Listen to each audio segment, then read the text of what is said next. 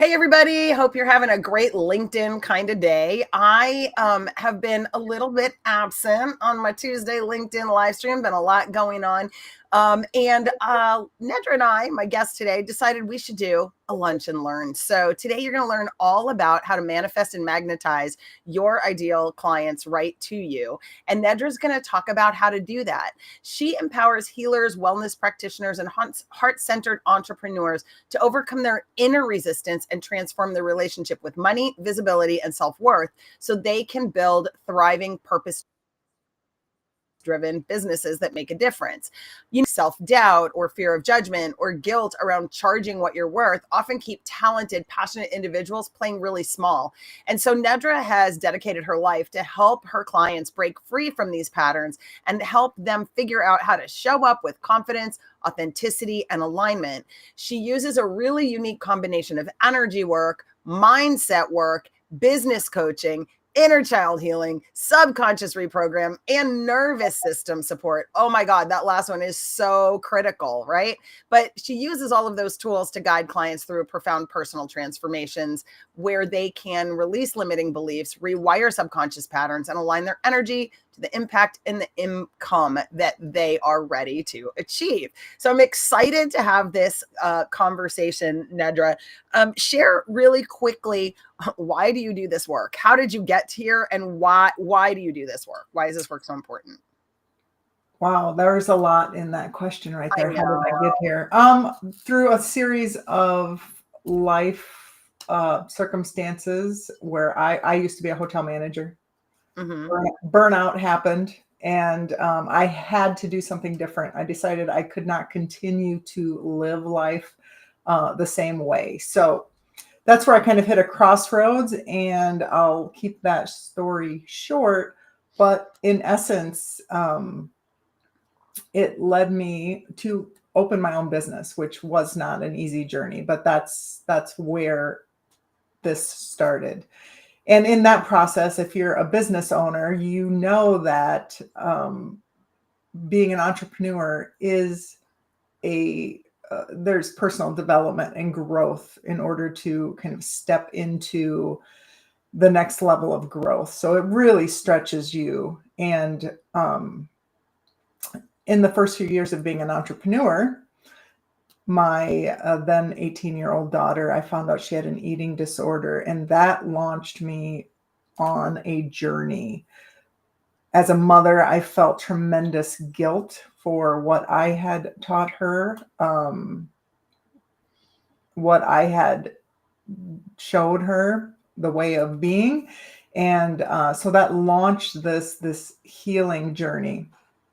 And this healing journey became life my life purpose, actually. So it was revealed in that. So it's been now over a decade that I've been working with healers. I've been training practitioners.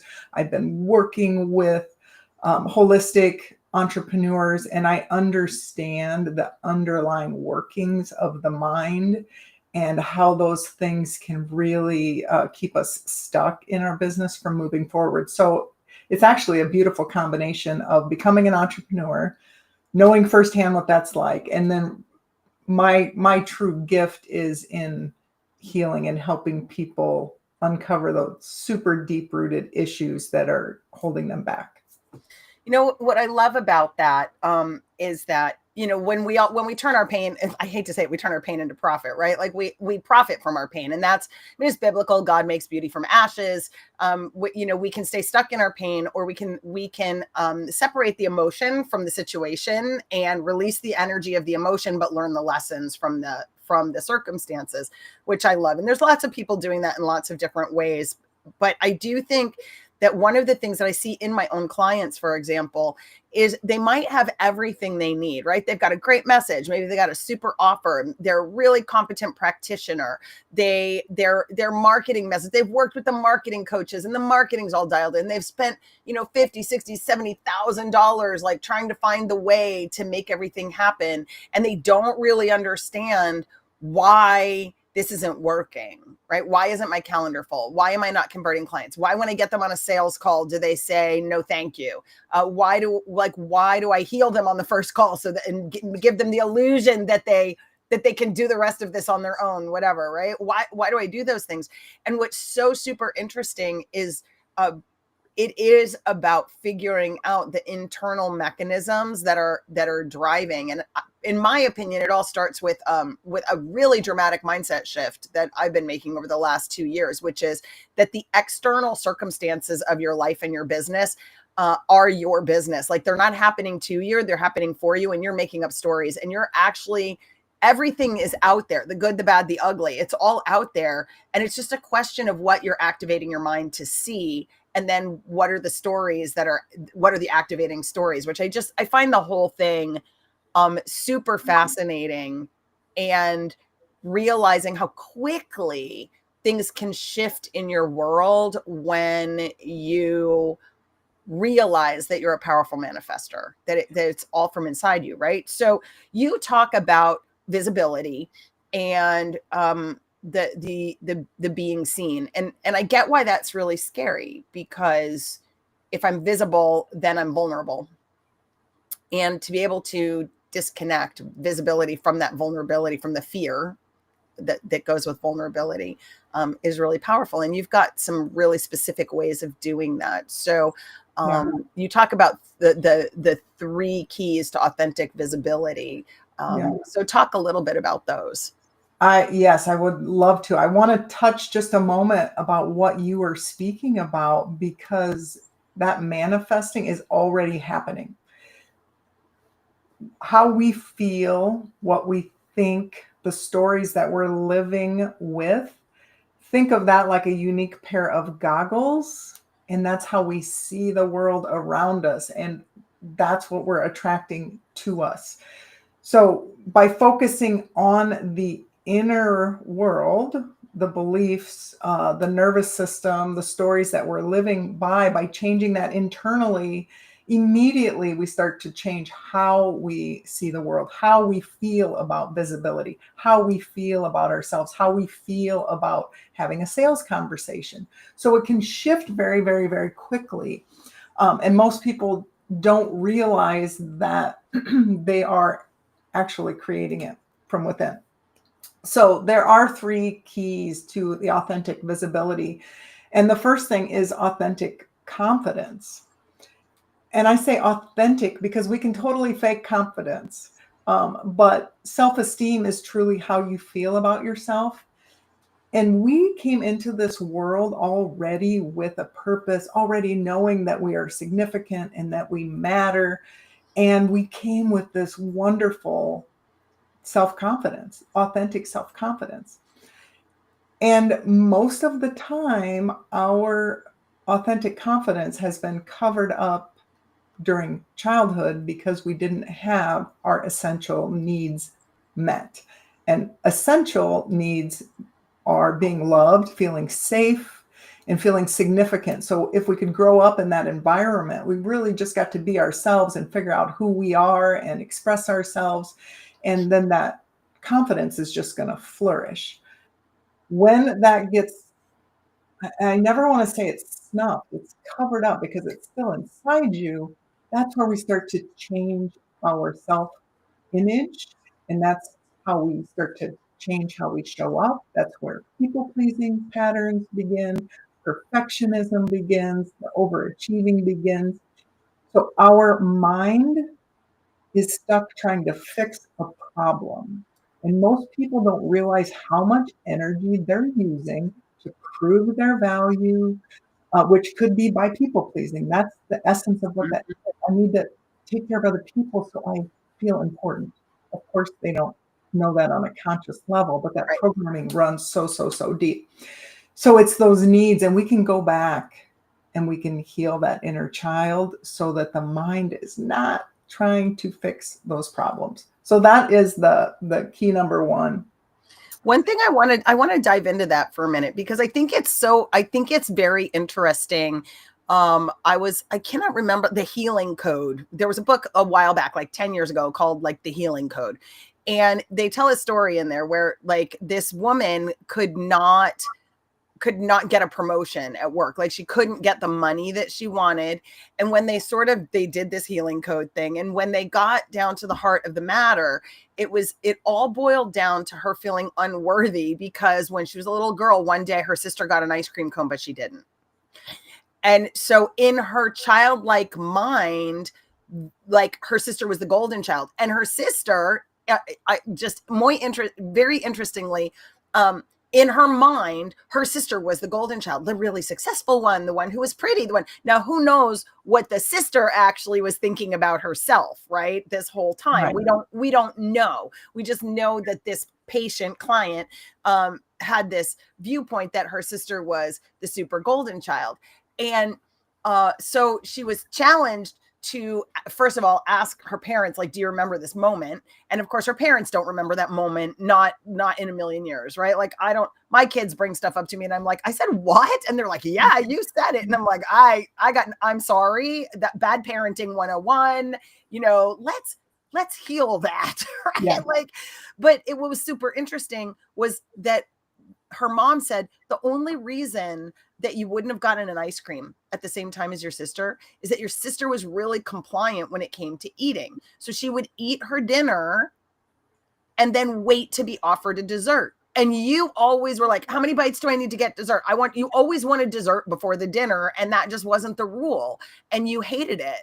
And so it's super interesting that because of this, this innate preference for sugar over broccoli, right? And an innate, let's call it, rebellious spirit. I want what I want when I want it the way I want it, and I don't like your rules. Like, all of that compounded to a story that 25 years later has her chained to unworthiness. And even when she was asking for the promotions and up for the promotions, like, she'd get the promotion, but she wouldn't get a raise.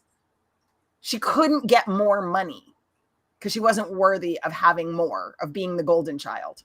So beyond that belief, her nervous system had that conditioning. She was almost punished and shut down every single time. Her free spirit wanted what she wanted, so she learned to shut that down, and she couldn't have what she wanted, that conditioning.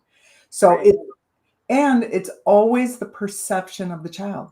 Right. Nothing else matters. It's how she saw that, and it's the story, the meaning that she has attached to it. That's what people don't get. We can go in and rewrite that Yeah. quickly, very quickly. I've had so much fun because I have like a really easygoing child. My first one was super easygoing. She didn't even cry. She didn't cry till she was 4 months old, and I took her to the doctor. Like, I took her to the ER because she cried. I'm like, she's crying. They're like, yeah, babies do that. Right? I'm like, but she never cries. So, and then my youngest is just a spitfire. We named her Megan. Like, they say names are prophetic, right? So Megan in the Celtic comes from a Celtic name that's means like fiery wild one. And I was like, man, we nailed that one, right? Like, cause she's super. Yeah. But what's been really interesting is she's a mom now. And so her son will do things and she'll come to me and she'll be like, I understand why I think the thing because I'm seeing the thing and I know how I want to respond to the thing, but I know how do I not write that on him? And I go, give it up, girlfriend. Cause if you don't write this, you'll just write something else. It's like, Yep. it's the human condition. We spend half of our lives writing the stories that we spend the second half of our lives untangling to get back to who we were in the first place, which is so fascinating to me. Talk about the authentic visibility key number 2. Number 2 is your signature strengths. And I absolutely love this part because of this. Most women don't celebrate who they are. They don't even recognize what their strengths are. So as a child, I was shushed. I was very inquisitive. I had questions. I wanted to know why. And I was constantly again, I felt like I was too much and that I was shut down, which being inquisitive and asking questions has turned out to be one of my greatest gifts that I can do when I'm working with my clients to actually uncover what's really going on. So I help, and it's mainly women that I work with, but I help them look at their lifetime and what their innate gifts are. And Sometimes it's through the challenges that we've experienced that it makes us unique and have a unique strength because we went through some kind of certain situation. But we take a look at everything. What have you learned? What have you experienced? What are you passionate about? And bringing it together. So my signature strength is helping entrepreneurs because I understand what it takes emotionally, mentally, to be able to expand your mind and what's possible for you and to move into the next level. And Mhm. that's always moving, like our next level. You don't go from 5 figures to 7 figures. Like, let's move to the next level. And then when we can embody that sense of self, then we can move on to the next. So I love the signature strengths. I love like our innate gifts that we brought here. Some people are like super intuitive. And um, if you have someone, a person that all the friends come and ask for advice, and they're like, you always give the best advice, that's kind of a sign that you're maybe a healer or a coach, or that you can help guide people. So we dig into that, but that's really owning what your own signature strengths are. I love that. And one of the things you just said that I think is so critical, was talking with somebody about it this morning, is that our business is only as big as the container we create for it. So, if you're stuck at $3,000 a month, you're creating your beliefs, your belief system is creating a container that is holding space for that.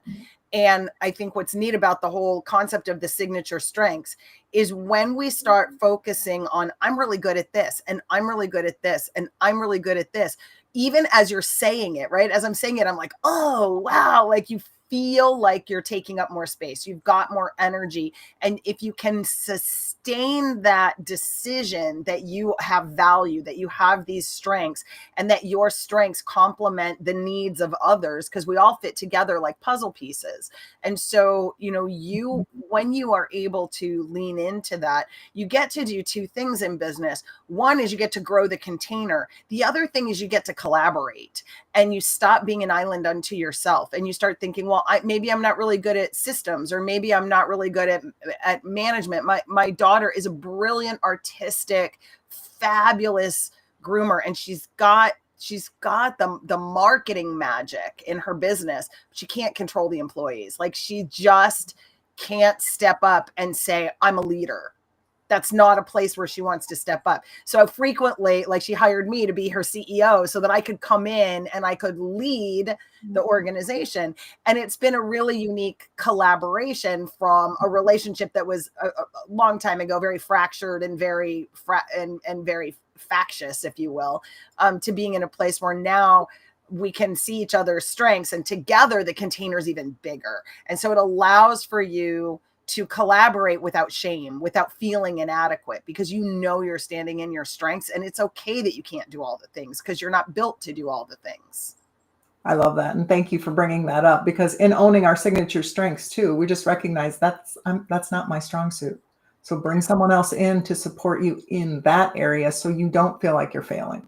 Yeah. And there's so many ways to do it, right? Like, you can create strategic alliances, you can invite people in, you can do a live stream. Like, listen, I'm a great student of the manifestation and the inside out and all the woo-woo stuff, but I'm not inherently trained in that. Like, me doing the kind of work that you do would be a malpractice pursuit.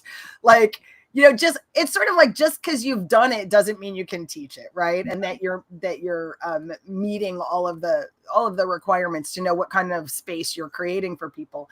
But I think there's something so brilliant in that you can begin to understand that your weaknesses, the places where you don't have strength, are your opportunity to create something that's bigger than just you. And sometimes it's bigger than just two, right? You and I get together, we do a collaboration, and then again, there's the whole Napoleon Hill. There's this third brain, this third mind that comes in. And if you're religious, it's the Holy Spirit, whatever, however you want to frame it. But there's this other entity that comes in and infuses that and is a multiplier. There's a multiplier out there that's invisible that happens when you can own your strengths and not have shame about your weaknesses. Yeah.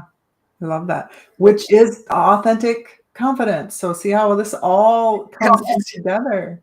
Like, And the worst part, you know what the worst part of the whole that whole part is that we have it beat out of us in school. Like school is designed, in my opinion, which is not humble at all, to actually create for us the inability to collaborate because we are, you know, when we're not good at math, yeah.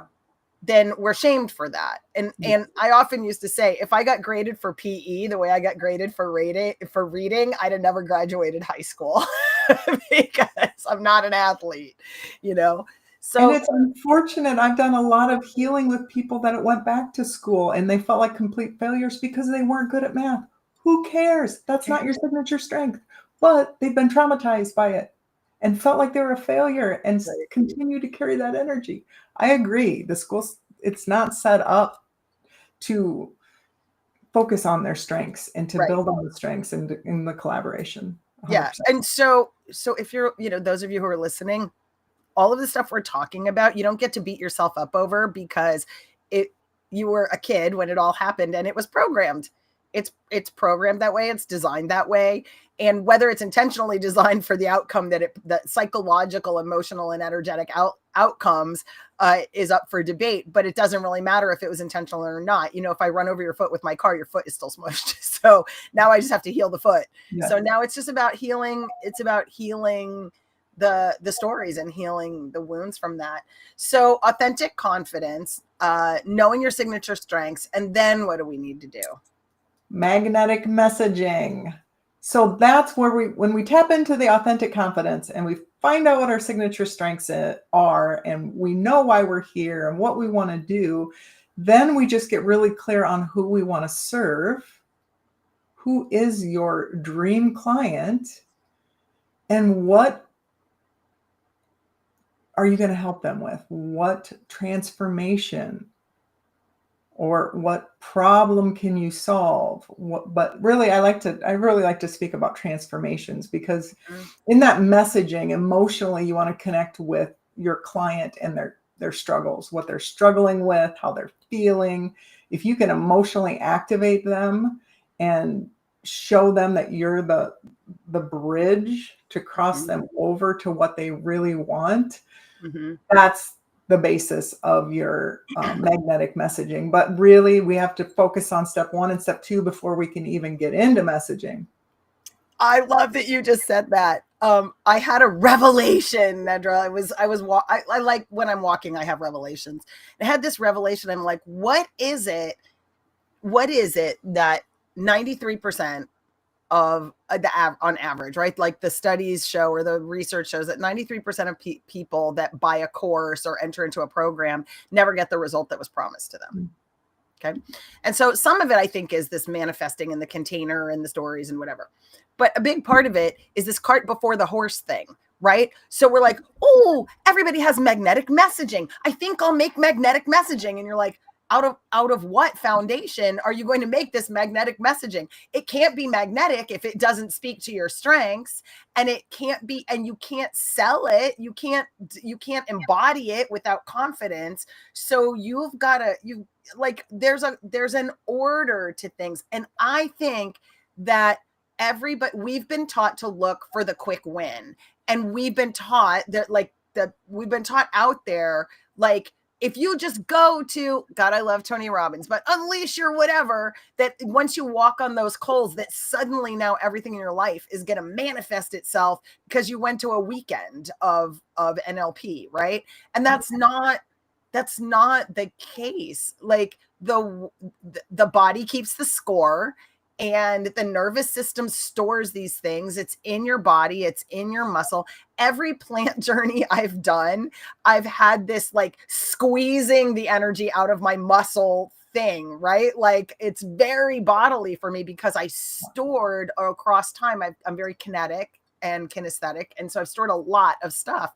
And it's been very interesting that, you know, you've got to move these stuck things through before you can really expand your business. So if you're stuck, it's not necessarily because the marketing messaging was wrong, or Susie's challenge formula doesn't work, or Billy's lead magnet, Lollapalooza was a waste of time.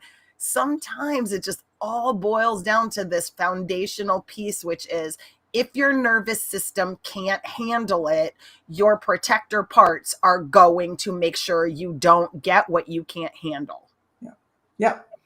Your mind and your body is always trying to keep you safe. So that's where this visibility piece comes in, because if it feels unsafe to show up, if it feels unsafe to get attention, if it feels unsafe to outshine someone else, you can have a visceral reaction. So if you're trying to put yourself out there and you just feel this energy that's saying, no, I can't, that's the conditioning. In my childhood, I was conditioned to do what I was told. It took me a long time to lose that conditioning. I was what I call the chameleon. Mm-hmm. I can be around people. I can show up and be who they want me to be, and I could just fit in everywhere. It doesn't work. It's not authentic when you are growing a business. Right. We have to lose those patterns and really tap into who we are. And sometimes that's a lot of inner healing to get back to that authentic confidence in who we are and our strengths. And that's when we can show up and tell people what we're here to do. Right. It's so fascinating. I was the bull in the china shop. So I was Betty Bossy Pants, and I was the one like, oh, it was great. I always got to be the line leader in school, and I always got to, but the kids did, but I had no friends because I was like Betty Boss. I didn't know how to collaborate. I didn't know how to, let somebody else make the rules and just play along to have relationship instead of having fun. And I find it fascinating that my entire business life is now about building powerful collaborative relationships, because honestly, it was missing all through my childhood, because I learned early on that the way to get what you want is just to make people give you what you want. And eventually when you're 11 or, go into high school, they're like, I have to do what you want, and I didn't have enough mean girl manipulative skills to go that route. So I was just kind of left out in the cold once that tactic stopped working. So it's fascinating when you start looking at it from a narrative viewpoint. I love, though, you're demonstrating your signature strengths, but it's what you needed. So sometimes it's when we dig into what we need that we really discover our purpose. And that was at what I described with my healing journey. I got a couple years into it and I was like, I didn't even know you could change how you feel, how you show up. I'm like, this is magic and I have to help other people do this. So I tapped into it. It's what I needed.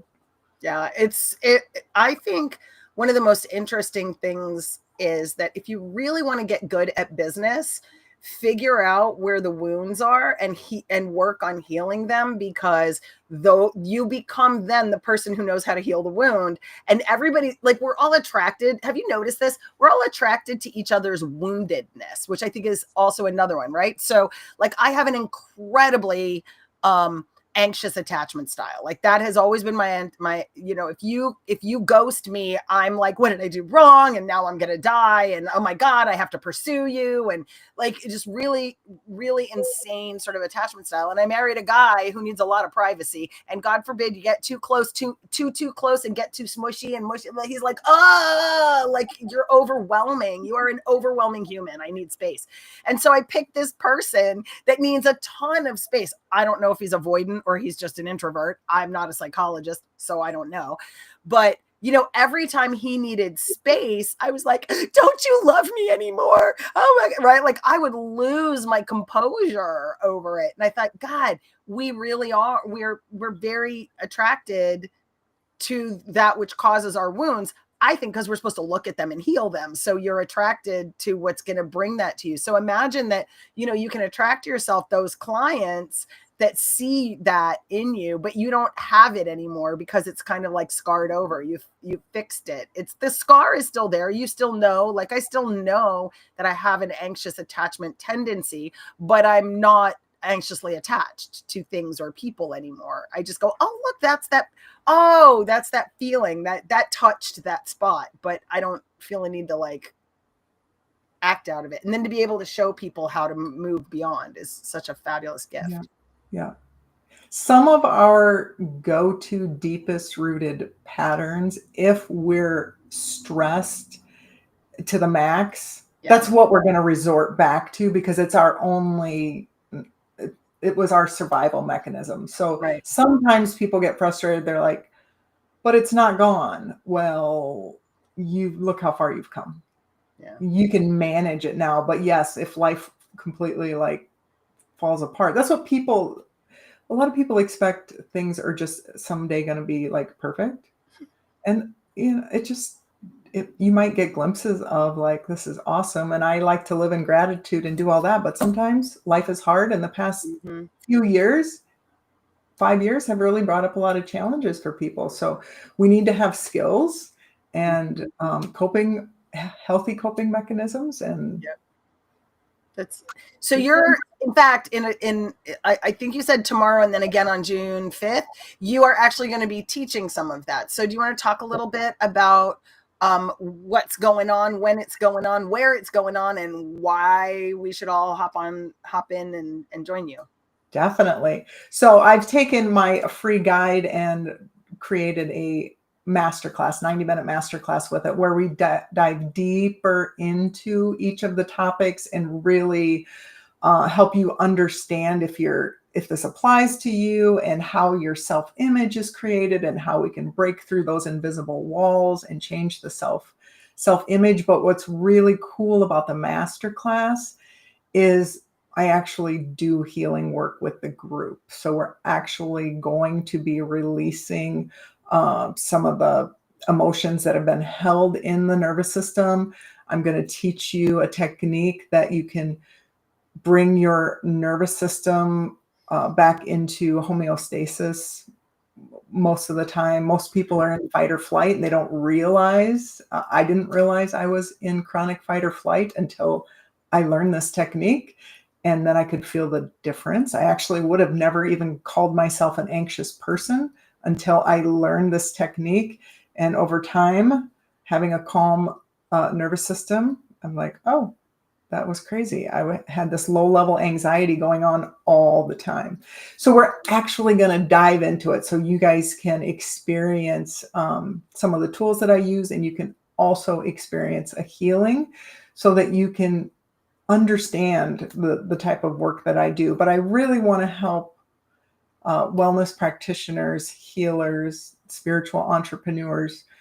My call is to help you make a bigger impact. So what we've been talking about this whole time is helping you step into your life path, your life purpose with this authentic confidence so you can go out and make a bigger impact. And I feel like that's where I can serve best is by helping others. And the world needs you more now than ever. And ever, right?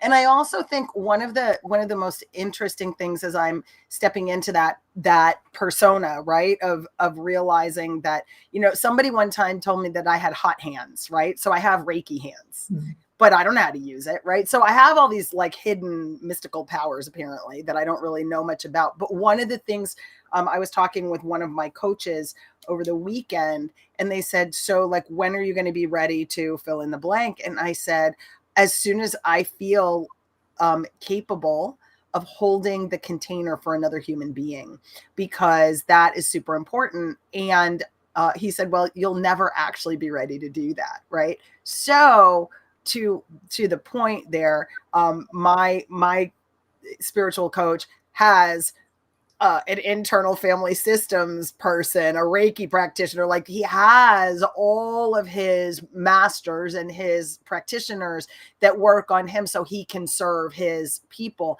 And so if someone is in a healing practice, someone is laying hands on people, whether it's chiropractic, whether it's massage, whether it's acupuncture, whether it's Reiki, whether it's tapping, right? Whatever it is, if you're in a healing profession, you can only heal others to the extent that you're healing yourself. And so super important to do this kind of work. So if you're not doing this or feel like you're stuck or not doing enough of it, or you're noticing, for example, that you're clients aren't getting well the way you expected them to get well, check in with Nedra, because I'm going to guess that, it's not your fault, but if you grow your container, if you expand your container, you have greater power and you have more impact. And so a lot of times I think we're like, oh, I'm a marketing coach, right? I'm a referral coach. Like, what referral coaching do I need? Well, where are my blind spots? Learning's never out for the pro, and taking care of yourself and taking care of your mind, your body, your spirit is super important to taking care of business. And that's just all there is.